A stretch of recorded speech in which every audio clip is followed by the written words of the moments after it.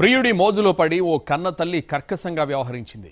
కన్న కూతురు ద్వారా ఎక్కడ తన వివాహేతర బంధం బయటపడుతుందో అని దారుణానికి ఒడిగట్టింది. కూతురు చేతులు కాళ్లకు ప్రియుడితో కలిసి వాతలు పెట్టింది. ఈ ఘటన ఎన్టీఆర్ జిల్లాలో సంచలనం రేపింది.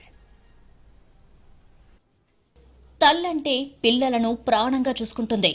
ప్రపంచవ్యాప్తంగా ఇది ఎక్కడైనా జరిగేదే. కానీ ఎన్టీఆర్ జిల్లా నందిగామ మండలం గండేపల్లిలో ఓ తల్లి కూతురుపై కర్కశంగా వ్యవహరించింది. ప్రియుడు మోజులో పడి 8 ఏళ్ల కూతురుకు వాతలు పెట్టింది.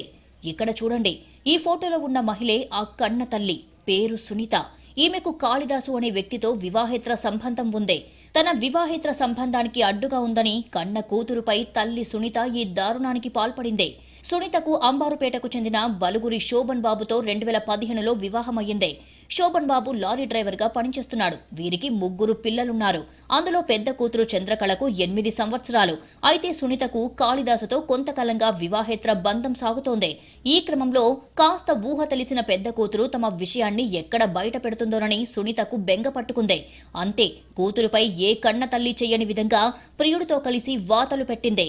చిన్నారి మొత్తుకుంటున్నా పట్టించుకోకుండా వాతలు పెట్టింది మహాతల్లి. అమ్మాయను ఈ కాళిదాసు అనే కుర్రోడు కలిసి 8 సంవత్సరాల పాప చంద్రకళ ఆ పిల్లని కట్టేసి గుడ్డలు నోట్లో పెట్టి వాతలు పెట్టారండి. ఇది పోలీసు వారి కాడికి మక్కాయి పోయి చెప్పిందండి. నిన్న ఇది కఠినంగా చర్య తీసుకోవాలని కోరుకుంటున్నానండి. కన్న కూతురుకు వాతలు పెట్టిన విషయం తండ్రి శోభన్ బాబు దృష్టికి వచ్చింది.